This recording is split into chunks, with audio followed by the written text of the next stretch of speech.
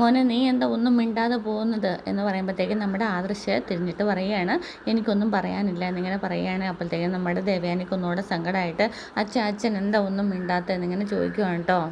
ഇവിടെ പറയുന്നതൊക്കെ നീയും കേട്ടതല്ലേ, അതുപോലെ അവനും കേട്ടതല്ലേ, ഇനി അവൻ തീരുമാനിക്കട്ടെ എന്താ ചെയ്യേണ്ടതെന്ന് ചോദിക്കുമ്പോഴത്തേക്കും നമ്മുടെ ജയം പറയുന്നുണ്ട്, കാര്യങ്ങളൊക്കെ ഇത്രത്തോളം കൊണ്ടുവന്ന് എത്തിച്ചത് എന്തിനാ ദേവയാനി എന്നിങ്ങനെ ചോദിക്കുവാണേ. ഈ കുടുംബത്തിന് വേണ്ടിയിട്ട് ചാകാൻ നടക്കുന്നവളാണ് നമ്മുടെ മരുമകൾ എന്നൊക്കെ ഇങ്ങനെ പറയുമ്പോഴത്തേക്കിനും ഇനി ആരും പോയി കൂട്ടിയിട്ട് വന്നില്ലെങ്കിൽ ഞാൻ പോയി അവിടെ കൂട്ടിയിട്ട് വരും, എൻ്റെ മോളവൾ, എൻ്റെ ചാകുന്നിടം വരെ അവളെ എനിക്ക് കണ്ടുകൊണ്ടേ ഇരിക്കണം എന്നൊക്കെ ഇങ്ങനെ ദേവയാനി പറയുന്നുണ്ട്. ഏട്ടത്തെ എല്ലാം തുറന്നു പറഞ്ഞിട്ടും ആദർശിനൊരു മാറ്റം ഉണ്ടായില്ലല്ലോ എന്നിങ്ങനെ പറയുമ്പോൾ നമ്മുടെ മുത്തശ്ശനൊക്കെ പറയുകയാണെ, അതാണ് ഞാനും ആലോചിക്കുന്നത്. ഇനിയെല്ലാം നയനമോൾ മറച്ചു വെച്ചത് ആദർശിന് സ്റ്റോക്കായി വന്ന് അറിയില്ല എന്നൊക്കെ ഇങ്ങനെ മുത്തശ്ശൻ പറയുന്നുണ്ട്.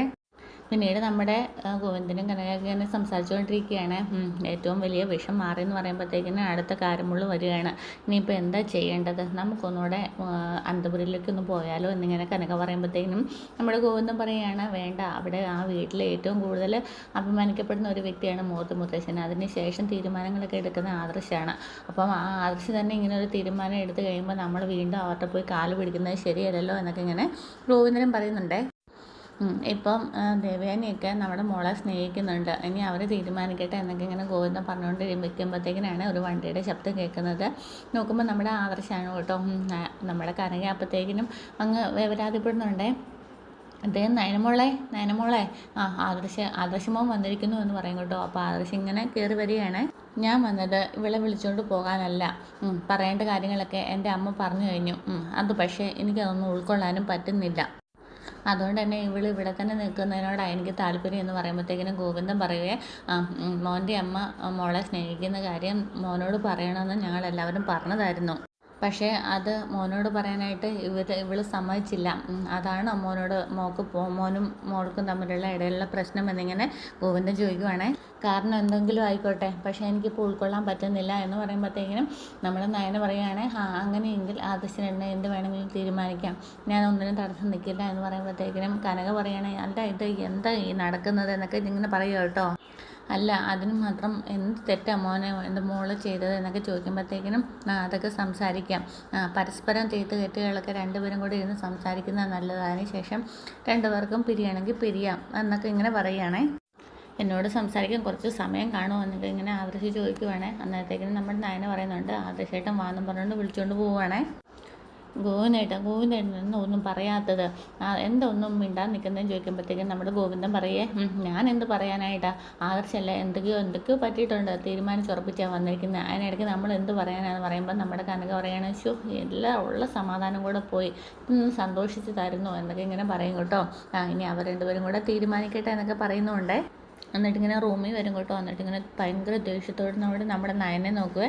എന്നിട്ട് പറയും, വക്കീൽ നോട്ടീസ് ഇപ്പോൾ വരും, അതിൽ നീ സൈൻ ചെയ്ത് കൊടുക്കണമെന്ന് പറയാനാണ് ഞാനിപ്പോൾ ഇങ്ങോട്ടേക്ക് വന്നു എന്ന് പറയുമ്പോഴത്തേക്കിനും നമ്മുടെ നയനെ അങ്ങ് ഞെട്ടുവാണേ. കണ്ണിൽ കൂടെ വെള്ളമൊക്കെ വരും കേട്ടോ. ആദർശന് സീരിയസ് ആണല്ലേ എന്ന് ചോദിക്കുവാണേ. അത് പിന്നെ നിന്നോട് പ്രത്യേകിച്ച് പറയണം എന്നൊക്കെ ഇങ്ങനെ ആദർശ് ചോദിക്കുവാണേ. എന്നെ ഇങ്ങനെ മറന്നു കളയാനായിട്ട് ആദർശേട്ടന് പറ്റുമെന്ന് ചോദിക്കുക. പറ്റും. മറന്നു കളയാൻ മാത്രമല്ല, നിന്നെ ഒരിക്കൽ കൂടി ഓർമ്മിക്കാൻ പോലും കൂടെ ഇഷ്ടപ്പെടുന്നില്ല എന്നൊക്കെ ഇങ്ങനെ പറയുകയാണേ. അതുതന്നെയല്ല, സ്വപ്നത്തിൽ പോലും കൂടെ ഓർക്കാനായിട്ട് ഞാൻ ആഗ്രഹിക്കുന്നില്ല എന്നൊക്കെ ഇങ്ങനെ പറയുമ്പോഴത്തേക്കിനും നമ്മുടെ നയന പറയുകയാണേ, എൻ്റെ അച്ഛനും അമ്മയൊന്നും ഇത് അറിയരുത്, അവർക്കിത് താങ്ങാൻ പറ്റില്ല. അറിയണം, നിൻ്റെ അച്ഛനും അമ്മയും എല്ലാവരും അറിയണം, പിന്നെ ആരും അറിയാതെയാണ് ബന്ധം പിരിയാൻ പോകുന്നത് എന്നൊക്കെ ഇങ്ങനെ ചോദിക്കുവാണേ. എനിക്ക് ഈ ബന്ധം പിരിയണമെന്നില്ല എന്നൊക്കെ ഇങ്ങനെ ഭയങ്കരമായിട്ട് കരഞ്ഞുകൊണ്ടാണ് പറയുന്നത്. കണ്ണിക്കൂടെ ഇങ്ങനെ വെള്ളം ഇങ്ങനെ വാർന്ന് ഒഴുകുക കേട്ടോ. അപ്പോഴത്തേക്കും നമ്മുടെ ആദർശ് പറയേ, പിന്നെ നീ ഒരു കത്ത് എഴുതി വെച്ചിട്ട് അവിടെ നിന്ന് പോകുന്നതെന്ന് ഇങ്ങനെ ചോദിക്കുവേ. അതെനിക്ക് ശ്വാസം മുട്ടിയത് കൊണ്ടാണ് അങ്ങനെ ചെയ്തതെന്നിങ്ങനെ പറയുവേ. അത് ഡിവേഴ്സ് വേണമെന്നൊക്കെ ആഗ്രഹിച്ചിട്ട് പോലും ഇല്ല എന്നൊക്കെ പറയും കേട്ടോ. പിന്നെ ബന്ധം പിരിയാനായിട്ട് എന്താ കാരണം, ആ കാരണം എനിക്കറിയണം എന്നൊക്കെ ഇങ്ങനെ ചോദിക്കുവാണ് നമ്മുടെ നയന ആദർശിനോട്. ഞാൻ എന്ത് തെറ്റാ ചെയ്തത് എന്നിങ്ങനെ ചോദിക്കുമ്പോഴത്തേക്കിനും നമ്മുടെ ആദർശ് പറയുകയാണെ, അതിന് മറുപടിയല്ല പറയുന്നത്, എൻ്റെ കാരണക്കുത്തി അടിച്ച് പോവുകയാണ് വേണ്ടതെന്ന് ഇങ്ങനെ പറയുമ്പോഴത്തേക്കിനും നമ്മുടെ നയന ഇങ്ങനെ ഞെട്ടുന്നുണ്ട്. നിനക്ക് കാരണം എന്താണെന്ന് അറിയില്ലല്ലേ, നീ എന്ത് സത്യം പറയാനായിട്ടാണ് എൻ്റെ പിന്നാലെ നടന്നതെന്ന് ഇങ്ങനെ ചോദിക്കുവേ. അത് പിന്നെ നീ ഒന്നും പറയണ്ട, അതെല്ലാം എന്നോട് എൻ്റെ അമ്മ പറഞ്ഞു കഴിഞ്ഞു എന്നിങ്ങനെ പറയുകയാണേ. എന്നിട്ട് ഇവിടെ വന്നിട്ട് നിന്നെ കൂട്ടിക്കൊണ്ട് പോകണമെന്നും പറഞ്ഞു. അതിന് വ്യക്തമായൊരു മറുപടി പറയാതെയാണ് ഞാൻ ഇങ്ങോട്ടേക്ക് വന്നത്. നീ ഇല്ലാതെ ഞാൻ അങ്ങോട്ടേക്ക് ചെന്ന് കഴിഞ്ഞാൽ എന്നെ ഏറ്റവും കൂടുതൽ തല്ലുന്നതും വിമർശിക്കുന്നതും എന്നെ തന്നെയായിരിക്കും. കാരണം നിന്നെ എൻ്റെ അമ്മയ്ക്ക് അത്രയ്ക്ക് ഇഷ്ടമാണ്. ഈ സത്യമല്ലേ നീ എന്നോട് പറയാതിരുന്നതെന്ന് ഇങ്ങനെ ചോദിക്കുമ്പോഴത്തേക്കും നയന ഇങ്ങനെ തല താഴ്ത്തുവേ. അത് തന്നെയാണ് ഞാൻ നിന്നിൽ കാണുന്ന തെറ്റ് എന്ന് പറയുകയാണേ. അന്ന് കള്ള കൊടുത്ത സമയത്ത് ഞാൻ നിൻ്റെ പിന്നാലെ നടന്ന് പറഞ്ഞതാണ് അങ്ങനെ ഒരു കാര്യം ചെയ്യരുതെന്ന്. എന്നാൽ നീ എന്നെയും അച്ഛനെയും മുത്തശ്ശനെയും ഒക്കെ മറികടന്ന് നീ ആ കാര്യം ചെയ്തു. എന്നാൽ ആ നിമിഷം തൊട്ട് ഞാൻ നിന്നെ കഴിഞ്ഞൊക്കെ ഒരുപാട് താഴെയാണ്. നിനക്ക് വേണ്ടിയിട്ട് എന്ത് ചെയ്യാനായിട്ട് ഒരുപാട് സ്നേഹിച്ചിട്ടാണ് ഞാൻ നിൻ്റെ കൂടെ നിന്നത്. എന്നിട്ട് നീ എന്നോട് ഈ കാര്യം മറച്ചു വെച്ച് തന്നെ അപ്പോൾ എനിക്ക് താങ്ങാൻ പറ്റിയില്ല. എനിക്ക് ഒരുപാട് സങ്കടമായി. എന്നിട്ട് അമ്മ സ്നേഹിച്ചെന്ന് പറഞ്ഞു കഴിഞ്ഞപ്പോഴത്തേക്കിനും നീ എന്നോടത് പറയണ്ടായിരുന്നോ? നീ പറഞ്ഞില്ലെന്ന് മാത്രമല്ല നീ അത് ഒരുപാട് മറച്ചു വെക്കുന്നതിന് വേണ്ടിയിട്ട് ഒരുപാട് അഭിനയിക്കുകയും ചെയ്തു എന്നിങ്ങനെ പറയുവേ. എടി നമ്മൾ തമ്മിൽ ഒരു മറയില്ല. നമ്മൾ തമ്മിൽ എന്തിനാണ് മറ വേണ്ടത്? അത് തന്നെയല്ല നീ അപ്പോൾ ഒളിപ്പിക്കേണ്ടതെല്ലാം ഒളിപ്പിച്ച് വെച്ചില്ലേ? എന്നിട്ട് അമ്മയ്ക്ക് വീണ്ടും നിന്നോട് ദേഷ്യമാണെന്ന് നീ വരുതി തീർത്തു എന്ന് പറയുമ്പോഴത്തേക്കും നയന പറയാതെ അമ്മ പറഞ്ഞിട്ടാന്ന് പറയുവേ. അമ്മ പറഞ്ഞെന്നാലും നീ എന്നോടൊരിക്കലും മറച്ചു വെക്കാൻ പാടില്ലായിരുന്നു എന്നൊക്കെ പറയുവാണേ. എൻ്റെ മനസ്സിലുള്ള എല്ലാ കാര്യങ്ങളും ഞാൻ നിന്നോട് തുറന്നു പറയാറുള്ളതല്ലേ. നിനക്ക് വേണമെങ്കിൽ രഹസ്യമായിട്ടാണെങ്കിലും എന്നോട് തുറന്നു പറഞ്ഞുകൂടായിരുന്നോ? ഒന്നിച്ച് ഒരു മുറിയിൽ കഴിഞ്ഞപ്പോൾ പോലും നീ അതിന് വേണ്ടിയിട്ട് മെനക്കെട്ടില്ല. അമ്മ പലപ്പോഴും വീട്ടിൽ നിന്ന് ഇറങ്ങി വന്നു തന്നെ നിന്നെ കാണാനാണ്. എന്തിനു വിഷുവിന് പോലും വന്നു. നന്ദുവിനെ യാത്രയാക്കാൻ വന്നു. അതൊന്നും ഞാൻ അറിഞ്ഞില്ലെന്നാണോ നിൻ്റെ വിചാരം? എല്ലാം അറിഞ്ഞു കഴിഞ്ഞപ്പോഴത്തേക്കിനും പറയാൻ വന്നിരിക്കുന്നു. നീ ചെയ്തത് തെറ്റാണെന്ന് അച്ഛനും മുത്തച്ഛനും വലിയച്ഛനും ഇളയച്ചനും ഒക്കെ അറിയാവുന്നതുകൊണ്ടാണ് അവരെല്ലാവരും എനിക്കൊപ്പം നിന്നത്. ഇതായിരുന്നു ആദർശേട്ടൻ്റെ മനസ്സിലെന്ന് എനിക്കറിയില്ലായിരുന്നു എന്ന് പറയുമ്പോഴത്തേക്കിനും ഇപ്പം മനസ്സിലായല്ലോ ഇതായിരുന്നു എന്ന്. ഇനി ഇത്രയും ഒന്നും ഇങ്ങനെയൊന്നും ഒരു കാര്യം പോലും എൻ്റെ അടുത്തൊന്നും മറയ്ക്കാൻ നീ കാരണക്കാരിയാവരുത് എന്നറിയുന്നതിന് വേണ്ടിയിട്ടാണ് നിന്നെ ഇത്രയും ശ്വാസം മുട്ടിച്ചത് എന്നൊക്കെ ഇങ്ങനെ ആദർശ് പറയുകയാണേ. അമ്മയെ ഇത്രയും വേദനിപ്പിച്ചതും ഇപ്പോഴേ അമ്മ അവിടെ കാത്തിരിക്കുകയാണ് ഞാനെങ്ങനെ ചെല്ലുന്നതെന്ന് അറിയുന്നതിന് വേണ്ടിയിട്ട്.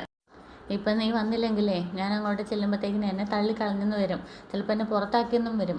അത്രയ്ക്ക് സ്നേഹമാണ് അമ്മയ്ക്കിപ്പം നിന്നോട്. അമ്മയുടെ ജീവൻ നിലനിർത്തിയവളെ അമ്മയ്ക്കിപ്പോൾ ജീവനാണെന്നാണ് പറഞ്ഞത് എന്നിങ്ങനെ ചിരിച്ചുകൊണ്ട് ആദർശ് പറയുവേ. അതെനിക്കറിയാം ആദർശേട്ടാ. കിട്ടാതിരുന്ന സ്നേഹം കിട്ടിയപ്പോഴത്തേക്കിനും അമ്മയോട് നീതികേട് പുലർത്തരുതല്ലോ. അതുകൊണ്ടാണ് ഞാൻ ആദർശേട്ടനോട് എല്ലാം മറച്ചു വെച്ചത് എന്നിങ്ങനെ കരഞ്ഞുകൊണ്ട് നമ്മുടെ നയന പറയുകയാണേ. എന്നിട്ട് നമ്മുടെ നയന ഇങ്ങനെ കൈയെടുത്ത് ആദർശൻ്റെ മുമ്പിൽ കുമ്പിടുവേ. അപ്പോഴത്തേക്കിന് ആദർശൻ്റെ മനസ്സും കലയും കിട്ടും. അപ്പോഴത്തേക്കിന് ആദർശ് രണ്ട് കൈയും പൊക്കി നയനയുടെ കയ്യിൽ ഇങ്ങനെ പിടിക്കുവേ. എന്നിട്ട് ഇങ്ങനെ ചേർത്ത് നിർത്തും കേട്ടോ. എന്നിട്ട് പറയും ഇനി എനിക്ക് വയ്യ, എനിക്ക് നിന്നെ കളയാനും വയ്യ, എനിക്ക് വിട്ട് കളയാനും വയ്യ. പക്ഷേ നിൻ്റെ പിന്നാലെ നടന്ന് സത്യങ്ങൾ മനസ്സിലാക്കിയപ്പോൾ അതെനിക്ക് സഹിച്ചില്ല. അതൊക്കെ തോളത്തൊക്കെ കൈവച്ചുകൊണ്ടാണ് പറയുന്നത്. ആ നേരത്തെ ഇത്രയെങ്കിലും ചെയ്തില്ലെങ്കിൽ എനിക്ക് സമാധാനം കിട്ടില്ലെന്ന് തോന്നി. ഇപ്പം നീയും കുറച്ച് വേദനിച്ചില്ലേ? അത് നീ ചെയ്ത തെറ്റിനുള്ള ശിക്ഷയാണ് ഇങ്ങനെ ആദർശ് പറയുമ്പോഴത്തേക്കിനും നയന ഇങ്ങനെ ചിരിച്ചുകൊണ്ട് വരികയാണേ. ആയിക്കോട്ടെ, അതിന് വേണ്ടിയിട്ട് എന്നെ കൊന്നു എന്നിങ്ങനെ നയന പറയുവേ. എന്നാലും എന്നെ വീട്ടിൽ നിർത്തിയിട്ട് പോകരുതെന്നിങ്ങനെ പറയുകയാണേ. എന്നെ കളയരുത് എന്നൊക്കെ ഇങ്ങനെ പറയുമ്പോഴത്തേക്കും നമ്മുടെ ആദർശ് കണ്ണൊക്കെ തുടച്ചിട്ട് പറയുകയാണേ. ഇല്ല, നിന്നെ കൂട്ടിക്കൊണ്ട് പോകാനാണ് ഞാൻ വന്നത് എന്നിങ്ങനെ പറയുവേ. പുറത്ത് നിൽക്കുന്നവരും പുറത്ത് നമ്മുടെ ഗോവിന്ദനും കനകയും നിൽക്കുന്നുണ്ടല്ലോ, അവരും കുറേ കളിയാക്കിയിട്ടുണ്ട്. അവരും ഇത്തിരി അനുഭവിക്കട്ടെ എന്ന് കരുതിയിട്ട് തന്നെയാണ് ഞാൻ ഇത്ര സീരിയസ് ആയിട്ട് അഭിനയിച്ചത് എന്നിങ്ങനെ ആദർശം പറയുവേ. അപ്പം നമ്മുടെ നയന ചിരിക്കും കേട്ടോ. പിന്നീട് നമ്മുടെ ഗോവിന്ദനും കനകയും ഇരിക്കുവാണ്. കനക ഇങ്ങനെ കുഞ്ഞിരുന്ന് അയ്യോ എനിക്ക് വയ്യ എന്നുള്ള രീതിയിൽ കരഞ്ഞുകൊണ്ടിരിക്കുക കേട്ടോ, തലയ്ക്ക് കൈയൊക്കെ കൊടുത്തിട്ട്. അപ്പോഴത്തേക്കും നമ്മുടെ ഗോവിന്ദൻ പറയുന്നുണ്ട്, അനിയൻ വന്ന് ചോദിച്ചു ഇപ്പോൾ ഏട്ടൻ എന്താ പറ്റിയെന്ന്. ഒരു കൂട്ടർ ഒന്നിച്ചപ്പോഴത്തേക്കിന് അടുത്ത കൂട്ടരാകുന്നു എന്നൊക്കെ പറയുകയാണേ. അവരിപ്പോൾ പുറത്ത് കറങ്ങാൻ പോയിരിക്കുക. അന്നേരത്തേക്കിന് അടുത്ത മക്കൾ ബന്ധം പിരിയാനുള്ള തയ്യാറെടുപ്പിലാണെന്നിങ്ങനെ ഗോവിന്ദൻ പറയുക. ഇന്നത്തേക്കിനാണ് നമ്മുടെ ആദർശം ഞാനും കൂടെ അങ്ങോട്ടേക്ക് വന്നിട്ട് ആദർശം പറയുക ഞാൻ ഇവളെ കൊണ്ട് പോകാമെന്ന് പറയും കേട്ടോ. അപ്പോഴത്തേക്കിനും ഗോവിന്ദൻ്റെ മുഖത്ത് ഇത്തിരി ചിരി വരും കേട്ടോ. നമ്മുടെ കനകയുടെ മുഖത്തും ഒരു അന്താളപ്പിൽ ഇത് ചിരിയൊക്കെ വരുവേ. എങ്ങോട്ടേക്ക് എന്നിങ്ങനെ കനക ചോദിക്കുമ്പോഴത്തേക്കിനും ആദർശം പറയുവാണെങ്കിൽ കോടതിയിലേക്കെന്നേ. ഇവള് മ്യൂച്വൽ ഡിവോഴ്സിന് തയ്യാറാണ്, അങ്ങനെയാണെങ്കിൽ പിന്നെ ഇന്ന് എന്നെ ഒഴിയാന്ന് വെച്ചു എന്നിങ്ങനെ പറയുമ്പോഴത്തേക്കിനും മോനെ എന്ന് പറഞ്ഞിട്ട് കനക ആർത്തലിച്ച് കരയുവാണേ. അതെ, ഇവളുടെ അച്ഛനും അമ്മേനെയും അതുപോലെ എൻ്റെ അമ്മേനെയും ഒക്കെ കുരങ്ങ് കളിപ്പിച്ചതൊക്കെ ഞാൻ അറിഞ്ഞു കഴിഞ്ഞു. എല്ലാവരും സത്യങ്ങളെല്ലാം അറിഞ്ഞു കഴിഞ്ഞിട്ടും എന്നെ ഒന്നും അറിയിക്കാതെ നിങ്ങളെല്ലാം കുറേ കുരങ്ങ് കളിച്ചതല്ലേ. അതുകൊണ്ട് നിങ്ങളും കുറച്ച് വേദനിക്കട്ടെ എന്ന് കരുതി തന്നെയാണ് കാര്യങ്ങൾ ഇത്രയും കൊണ്ട് എത്തിച്ചത് എന്ന് പിന്നീട് നമ്മുടെ ആദർശ് ഇങ്ങനെ ചിരിച്ചുകൊണ്ട് സംസാരിക്കുകയാണേ. ഞാൻ ഒരുപാട് നാളായൊന്നുമില്ല അഭിനയിക്കാൻ തുടങ്ങിയിട്ട്, ഡ്രാമ കളിക്കാൻ തുടങ്ങിയിട്ട്. ഇവളും എൻ്റെ അമ്മയും ചേർന്നിട്ട് എന്നെ പറ്റിക്കാൻ ശ്രമിച്ചു. ആ സമയത്ത് ഇവളോട് വെറുപ്പും ഇവളെ വിട്ട് കളയണമെന്നൊക്കെ എനിക്ക് തോന്നിയിട്ടുണ്ട്. എൻ്റെ ഭാഗത്ത് ശരിയുള്ളത് കൊണ്ടാണ് മുത്തശ്ശനും മുത്തശ്ശിയൊക്കെ എനിക്കൊപ്പം നിന്നത്. അപ്പം നമ്മുടെ ഗോവിന്ദൻ പറയുന്നുണ്ട്, തുടക്കം മുതലേ തന്നെ ഇതൊന്നും ആദർശനോട് മറച്ച് വെക്കരുതെന്ന് ഇവിടെ പറയുന്നുണ്ടായിരുന്നു മോനെ. പിന്നെ നന്ദു പോയ അന്ന് അമ്മയുമായിട്ട് എല്ലാവരുമായിട്ട് സംസാരിച്ച് കഴിഞ്ഞപ്പോൾ അന്നാണ് ഒരു തീരുമാനം എടുത്തത്, മോനോട് പറയണമെന്ന്. അത് പറയാൻ വന്നപ്പോഴത്തേക്കിനും ആണല്ലോ ഇങ്ങനത്തെ പ്രശ്നങ്ങളൊക്കെ ഉണ്ടായത്. ആ അതൊക്കെ അങ്ങനെ ആയിക്കോട്ടെ. ആ സമയത്ത് എനിക്ക് ദേഷ്യം ഉണ്ടായിരുന്നു. പക്ഷേ എനിക്ക് ഇവളെ വിട്ട് കളയാൻ പറ്റില്ല അച്ഛാ. പക്ഷേ ആ സമയത്ത് എനിക്ക് ഇവളെ കൊല്ലാനുള്ള ദേഷ്യം ഉണ്ടായിരുന്നു എന്നൊക്കെ വീണ്ടും എടുത്തിങ്ങനെ പറയുകയാണേ. പിന്നെ ഇവൾ കത്തെഴുതി വെച്ചിട്ട് അവിടെ നിന്ന് പോന്നപ്പോഴാണ് എനിക്ക് ചെറിയൊരു സങ്കടമൊക്കെ തോന്നിയത്. പിന്നെ അമ്മയുടെ മട്ടും ഭാവമൊക്കെ കണ്ടപ്പോൾ ഇനിയും വെച്ച് നീട്ടിയെന്നാൽ കാര്യം വഷളാകുമെന്ന് തോന്നിയത് കൊണ്ടാണ് ഞാനിപ്പോൾ എല്ലാം തുറന്ന് പറഞ്ഞത് എന്നൊക്കെ ഇങ്ങനെ ആദർശ് പറയുകയാണേ. അതുകൊണ്ട് തന്നെയാണ് ഞാൻ ഇങ്ങോട്ടേക്കാണ് വരുന്നത്, അല്ലെങ്കിൽ കൂട്ടിയിട്ട് വരുന്നുള്ള കാര്യം പറയാതെ പോലും കൂടെ ഞാൻ ഇങ്ങോട്ടേക്ക് വന്നത്. അത് തന്നെയല്ല, കുടുംബത്തിൽ വേറെയും ആൾക്കാരുണ്ട് ഇവൾ അവിടുന്ന് പിരിഞ്ഞു പോകുന്നത് സന്തോഷിക്കുന്നത് കാണാൻ വേണ്ടിയിട്ട്. അപ്പോൾ അവർക്കുള്ളൊരു മറുപടി ആയിട്ട് ഇവൾ അങ്ങോട്ടേക്ക് വന്നേ പറ്റൂ എന്നൊക്കെ ഇങ്ങനെ ആദർശ് പറയുമ്പോൾ നമ്മുടെ കനക ചിരിക്കുന്നുണ്ട്. മോൻ്റെ അമ്മ മോളെ ഒരുപാട് സ്നേഹിക്കണമെന്ന് ഒരുപാട് ആഗ്രഹിക്കുന്നുണ്ട്. ലാസ്റ്റ് മോള് കരൾ കൊടുത്തതിന് ശേഷം അപ്പോഴും സ്നേഹിക്കാതിരുന്നപ്പോൾ ഒരുപാട് വേദനയുണ്ടായിരുന്നു എനിക്ക്. എന്നിട്ട് ഞങ്ങളോടെല്ലാം പറയുന്ന മോള് ഞങ്ങളുടെ അടുത്തുനിന്ന് വരെ അമ്മായിയമ്മയും മരുമോളും ഒന്നിച്ച് കാര്യം മറച്ചു വെച്ചു. അതുപോലെ മോനെപ്പോലെ സംശയം തോന്നിയിട്ടേ അമ്മായിയമ്മയും മരുമോളെയും പിന്തുടർന്നിട്ട് ഞാൻ പിടിക്കുകയായിരുന്നു എന്നിങ്ങനെ കനകയും പറയുകയാണേ. അച്ഛനും അമ്മയും പറഞ്ഞതുപോലെ തന്നെ ഇവളെ എൻ്റെ അമ്മ സ്നേഹിക്കണമെന്ന് മറ്റാരെ കഴിഞ്ഞും കൂടുതലും ഞാനും ആഗ്രഹിച്ചതാണ്. അങ്ങനെ നടക്കാത്ത കാര്യം നടന്നു കഴിയുമ്പോൾ നീ ആദ്യം അറിയിക്കേണ്ടത് എന്നോടും അച്ഛനോടും അമ്മയോടും ഒക്കെ ആയിരുന്നു എന്നൊക്കെ ഇങ്ങനെ ആദർശ് നയനയുടെ മുഖത്തൊക്കെ പറയുകയാണേ. ഒക്കെ ഞാൻ പറയാനായിട്ട് ഇരുന്നതാണ്. അന്നത്തേക്കിന് അമ്മ എന്നെ കൂടുതൽ പ്രഷർ ചെലുത്തി. പിന്നെ നിങ്ങൾ ആഗ്രഹിക്കുന്ന പോലെ അമ്മയുടെ സ്നേഹം അനുഭവിക്കാൻ വേണ്ടിയിട്ട് കാത്തിരുന്നവളാണ് ഞാൻ. അങ്ങനെ ഒരു സാഹചര്യം ഒത്തു വരുമ്പോൾ അമ്മയെ ചീറ്റ് ചെയ്യുന്നത് ശരിയല്ലെന്നും എനിക്ക് തോന്നി. അതുകൊണ്ടാണ് ഞാൻ ആരോടും ഒന്നും പറയാതിരുന്നതെന്നൊക്കെ പറയുമ്പോഴത്തേക്കിനും ആദർശ് പറയുന്നുണ്ട്, ഇനിയിപ്പോൾ അതിനെ പറ്റിയിട്ടൊന്നും സംസാരിക്കേണ്ട, ഒക്കെ റെഡിയാക്കാം എന്നൊക്കെ ഇങ്ങനെ പറയുകയാണേ. അപ്പം എന്നെപ്പോലെ തന്നെ അവിടെ മുത്തശ്ശനും അച്ഛനും അമ്മയ്ക്കും അതുപോലെ അനിക്കും ആർക്കും ഇവളെ കാണാതിരിക്കാൻ പറ്റത്തില്ല. പിന്നെ ഒരു കാര്യം, ഇനി ഇതുപോലെ ഒരു കാര്യവും മറച്ചു വെച്ചേക്കില്ല എന്നൊക്കെ ഇങ്ങനെ ആദർശ് പറയുമ്പോഴത്തേക്കിനും അച്ഛനും പറയുന്നുണ്ട്, കേട്ടല്ലോ പറഞ്ഞത് എന്നൊക്കെ ഇങ്ങനെ പറയുവേ.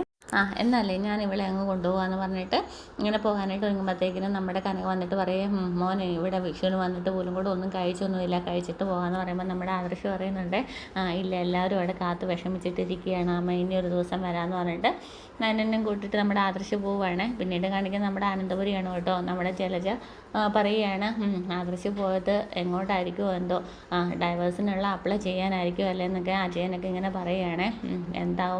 എന്താണെങ്കിലും അങ്ങനെ ഒന്നും ചെയ്യാൻ പാടില്ല എന്ന് ജലജ പറയുകയാണ്. ആദർശും അതുപോലെ തന്നെ നയനയും നല്ല ദമ്പതികളല്ലായിരുന്നോ, അവർ അങ്ങനെ ഒരു തീരുമാനം എടുക്കരുത് അച്ഛ എന്നൊക്കെ പറഞ്ഞിട്ട് നമ്മുടെ മുത്തശ്ശൻ്റെ നേർക്ക് നോക്കിയിട്ട് നമ്മുടെ ജലജയും സംസാരിക്കുകയാണ്. ഒരു കാരണവശാലും അവർ ബന്ധം പിരിയാൻ സമ്മതിക്കരുത് എന്നൊക്കെ ഇങ്ങനെ നമ്മുടെ ജലജ പറയുകയാണ്. അപ്പോഴത്തേക്കും നമ്മുടെ അനാമികയും എല്ലാവരും ഉണ്ട് കൂടെ കേട്ടോ. അവരെല്ലാം സപ്പോർട്ടീവായിട്ട് നിൽക്കുകയാണ്. ഇങ്ങനെ സംസാരിച്ചുകൊണ്ട് നിൽക്കുന്നിടത്താണ് നമ്മുടെ ഒരു കാർ വന്ന് നിൽക്കുന്നത് കേട്ടോ. അതാ അവൻ വന്നു എന്ന് തോന്നുന്നു എന്നിങ്ങനെ ജലജ പറയും കേട്ടോ. അപ്പോഴത്തേക്കും നമ്മുടെ ദേവയാനിയൊക്കെ ഭയങ്കരമായിട്ട് ഇങ്ങനെ സങ്കടപ്പെട്ട് നിൽക്കുകയുടെ. അന്നത്തേക്കിന് നമ്മുടെ വണ്ടിയൊക്കെ നിർത്തിയിട്ട് ഇങ്ങനെ കയറി വരുമ്പോഴത്തേക്കിന് ആദർശ് കയറി വരും കേട്ടോ. പിന്നീട് പതിയെ നോക്കുമ്പോഴത്തേക്കിനും നമ്മളെ നയനയും കയറി വരുമ്പോഴത്തേക്കിനും നമ്മുടെ ജലജയും അതുപോലെ അനാമികയും എല്ലാം ഞെട്ടിക്കൊണ്ട് നിൽക്കുന്ന സമയത്താണ് ഇന്നത്തെ എപ്പിസോഡ് പൂർണ്ണമാകുന്നത്. അപ്പോൾ ചാനൽ ഇഷ്ടമായെങ്കിൽ സബ്സ്ക്രൈബ് ചെയ്യാനും ഷെയർ ചെയ്യാനും കമൻറ്റ് ചെയ്യാനും ലൈക്ക് ചെയ്യാനും മറക്കരുത്. Okay, thank